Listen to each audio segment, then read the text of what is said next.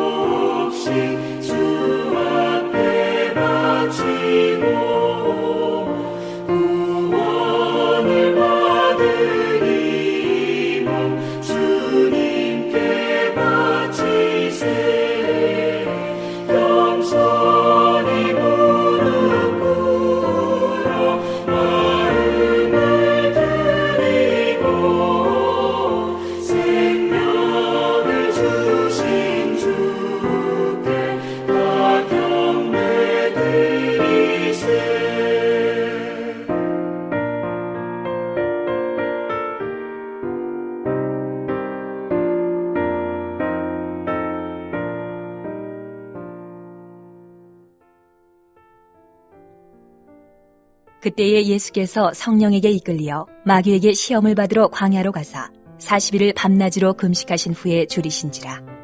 시험하는 자가 예수께 나와서 이르되, 내가 만일 하나님의 아들이거든 명하여 이 돌들로 떡덩이가 되게 하라. 예수께서 대답하여 이르시되, 기록되었으되 사람이 떡으로만 살 것이 아니요 하나님의 입으로부터 나오는 모든 말씀으로 살 것이라 하였느니라 하시니, 이에 마귀가 예수를 거룩한 성으로 데려다가 성전 꼭대기에 세우고 이르되, 내가 만일 하나님의 아들이거든 뛰어내리라. 기록되었으되 그가 너를 위하여 그의 사자들을 명하시리니 그들이 손으로 너를 받들어 발이 돌에 부딪히지 않게 하리로다 하였느니라.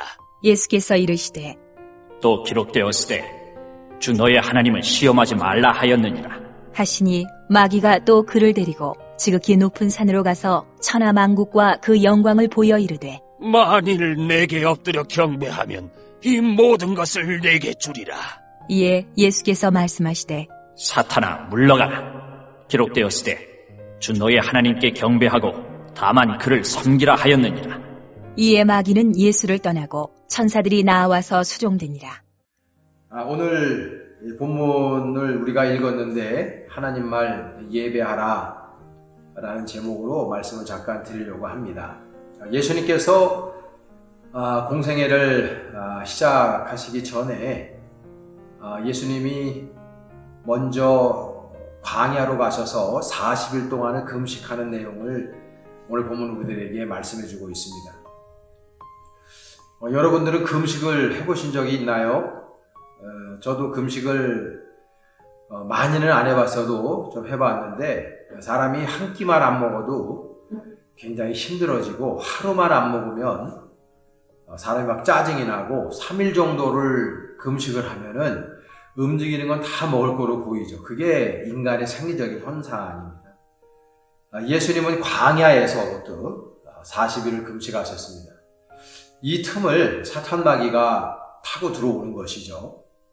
오늘 본문에 보면은 마귀라고 하는 용어 자체가 4번 명시되어져 있고, 오늘 본문의 3절 말씀에 보게 되면은 시험하는 자가 그렇게 되어져 있어요. 이것도 마귀를 지칭한다고 보면 5번 정도가 언급이 되어져 있고, 한 가지는 사탄이라고 10절에 그렇게 용어를 달리해서 나오고 있어요. 그러니까 사탄 마귀에 관한 용어가 지금 한 6번 정도가 언급이 됩니다. 헬라어에는 마귀라고 하는 이 용어와 사탄이라는 용어를 구분해서 사용하고 있는데요. 마귀라고 하는 용어는 디아볼로스라고 되어져 있어요. 이 디아볼로스는 디아라고 하는 말하고 볼로스라고 하는 말의 합성어인데, 디아는 무엇 사이에 라는 뜻이고, 볼로스라고 하는 말은 던진다는 뜻입니다. 그래서 이건 무엇 사이에 던지는 거죠. 사단 마귀는 그래서 이간질하는 존재, 디아볼로스는 미혹해서 이간질하는 존재로 여러분들이 그렇게 하시면 돼요. 그리고 이 사탄이라는 용어가 있는데, 이 사탄이라고 하는 용어는 사타나스라고 되어져 있습니다. 이 사타나스라고 하는 용어 자체는 참소하는 자 혹은 대적하는 자라는 의미를 가지고 있습니다. 그래서 이 사탄 마귀는 어찌하든지 간에 하나님과 우리의 사이를 이간질시키고, 그리고 우리들을 하나님 아버지 앞에 또 다른 사람들 앞에 자꾸 참소하고 고소하고 고발함으로 말미암아 우리 안에 자꾸만 죄책감을 느끼게 하는, 그래서 우리들의 죄인됨을 자꾸 상기시켜서 발전적인 모습으로 성장하지 못하게 만드는 그런 역할을 하는 게 사탄 마귀입니다. 아담과 하와 때부터 사탄 마귀는 인간 세상에 깊숙이 개입하죠. 그래서 아담과 하와로 하여금 선악과를 먹게 함으로 하나님과의 관계를 이간질시키지 않습니다. 그게 사탄 마귀가 하는 짓입니다. 예수님께도 예외는 아니어서 예수님께도 사탄 마귀가 지금 등장을 해서 예수님을 미혹하려고 시험하고 있는 장면이 오늘 본문의 내용입니다. 3가지로 시험을 하는데, 첫 번째는 돌덩이를 떡덩이가 되게 하라. 원래는 이제 빵덩어리죠. 빵덩어리가 되게 해라. 그러니까 40일을 먹지 못한 젊은 청년 예수에게 와서 배가 너무 고프지 않니? 라는 말이에요. 이제 배가 고프니까 너가 능력자고 하나님의 진정한 아들이면은 여기 수많은 이 들판에 있는 이 광야에 있는 돌들을 빵덩어리 만들어서 먹으라는 거예요. 굉장히 애트랙티브한 제안입니다. 사람이 식욕을 이긴다고 하는 것은 그리 쉬운 게 아니잖아요.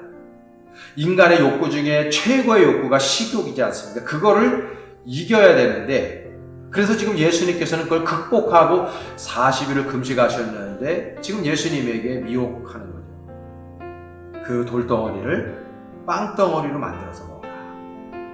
식욕에 대한, 그래서 이걸 좀 더 구체적으로 하면 이 물질에 대한 욕구, 그거를 들고 오는 거예요. 사람들이 가장 아킬레스건으로 여기는 거죠. 물질에 대한 욕구. 거기에 다 넘어갑니다. 수많은 사람들이 넘어가는 것이죠. 예수님도 그렇게 넘어뜨리려고 하는 거예요. 두 번째로는 오늘 5절 말씀에 보면은 마귀가 예수님을 거룩한 성으로 데려다가 성전 꼭대기에 세웠다. 그리고 거기에서 뛰어내리라고 얘기해요. 여러분, 이거는 명예욕을 건드리는 거거든요. 사람이 나의 이름을 드러내는 거, 나의 이름을 내는 거, 공명심이죠. 파퓰리즘이죠. 나를 다른 사람들에게 드러내는 행위. 내 이름을 알아주고 나에게 모든 사람들이 머리를 조아리게 만드는 것. 이게 우리 인간들에게서 가장 중요한 하나의 욕구다라고 하는 것을 우리들에게 이야기를 해주고 있습니다. 그거를 이제 건들고 들어오는 거죠. 또 하나는 8절 말씀에 보면 마귀가 또 예수님을 데리고 지극히 높은 산으로 올라가서 천하만국에 있는 모든 영광을 보여주면서 네가 나한테 절하면 내가 이 모든 것들을 너한테 줄 것이라고 미혹합니다. 이거는 권세욕을 이야기하거든요. 그래서 내가 모든 권력을 가지고 세상을 좌우할 수 있는 그런 엄청난 권력. 그래서 모든 사람들이 자기 자신 앞에 와서 머리를 쪼아리게 만드는 그런 권력력.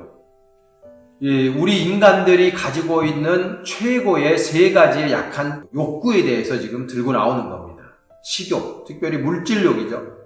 그리고 명예욕, 그리고 권력욕. 이 세 가지를 들고 예수님도 미혹하려고 예수님 앞에 와서 지금 간계를 부리고 있는 사단 마귀의 모습을 봅니다.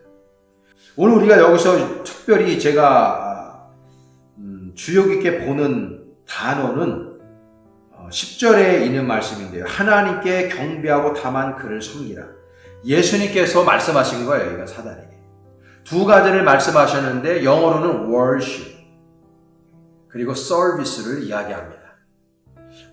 구별을 굳이 할 수가 있습니다만은 구별하지 않고 요즘에 많이 쓰죠.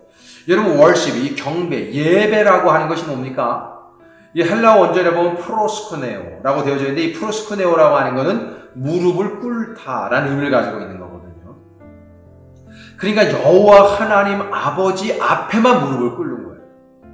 다른 그 어느 것들에 무릎을 꿇는 게 아닙니다. 우리는 무릎을 꿇는 그 대상자를 섬깁니다. 만약에 우리가 먹을 것, 그리고 우리가 그 물질을 우리가 섬긴다면 우리는 그 물질에 무릎을 꿇는 거예요. 그 물질을 worship, 예배하는 거죠. 만약에 우리가 명예와 권력에 우리들의 무릎을 꿇는다면 우리는 명예와 권력을 예배하는 자가 되는 것입니다. 모든 것들이 다 우상이 되는 것이죠. 예수님이 가장 경계하고 싫어하시는 우상. 그거는 단순히 불교에서 부처상을 만들어 놓고 섬긴다든지 이런 유의 것이 아닙니다. 그거를 더 뛰어넘어서 우리들 안에 내재되어져 있는 그 물질에 관한 욕구, 명예와 권력에 대한 그 욕구, 그거를 지금 예수님은 이야기하고 계신 거거든요. 그런 것들에 무릎 꿇지 말라는 거예요. 근데 지금 사탄 마귀는 그런 것들에 무릎을 꿇으라고 미혹하고 있는 것이고, 그래서 정말 우리는 누구를 진정 예배해야 할 것인가, 누구를 진정 경배해야 할 것인가, 이거를 우리들에게 예수님은 말씀해주고 있습니다. 우리는 영원토록 지금 이 생뿐만 아니라 우리가 저 하늘나라에 가서도 우리 인간이, 우리 믿는 사람들이, 하나님의 자녀들이 해야 할 단 한 가지 행위가 있다면은 그거는 여호와 하나님을 월십하는 것입니다. 주님을 예배하는 것이죠. 그래서 우리가 이 땅에 사는 모든 행위들은 예배로 집결이 되어야 하는 것입니다. 그래서 우리가 예배를 그렇게 중요하게 여기고 예배의 생명을 보려고 하는 것이죠. 여러분, 추석 명절에 참 즐거운 시간을 보내고 계시지만 이런 추석 명절에 우리 식구들이 함께 어우러져서 아침에 예배를 하나님께 올려드리고 함께 찬송하고 경배하고 주님의 말씀을 증거하고, 그리고 아버지가 혹은 엄마가 아니면 할아버지가 할머니가 자손들을 위해서 흠뻑 축복 기도를 해주고 시작하는 그 가정처럼 아름답고 위대한 가정이 어디 있을까, 그런 생각을 합니다. 이 비대면의 시대, 언컨택의 시대를 우리가 맞이하고 그 한복판에 우리를 살아가고 있는데요. 여러분, 있는 그 자리에서 여러분 예배하시기를 바랍니다. 예배자가 되시길 바랍니다. 여러분들의 삶이 곧 예배가 되시길 바라고, 있는 그곳에서 여호와 하나님을 경배하고 섬길 때 주님께서 저와 여러분들에게 놀라운 하늘의 비밀들, 하늘의 지혜, 하늘의 은혜, 하늘의 놀라운 복을 허락하신 줄로 믿습니다. 이번 추석 연휴에 그렇게 여러분들의 가정, 여러분이 있는 장소를 예배 장소로 만드셔서 정말 가장 신령과 진정으로 예배하는 예배자로 여러분들이 추석 연휴를 지내시고, 기쁜 마음으로 해같이 밝은 얼굴로 우리 다시 한번 만나기를 원합니다. 주님의 이름으로 여러분의 가정과 여러분들의 모든 인생터 위에 축복하고 여러분들의 인생터 위에 하나님의 놀라우신 은혜가 넘쳐날 수 있기를 간절히 축원합니다. 바이바이. 잘 지내시고요. 내일 또 봐요. 너무 많이 먹지 말고요.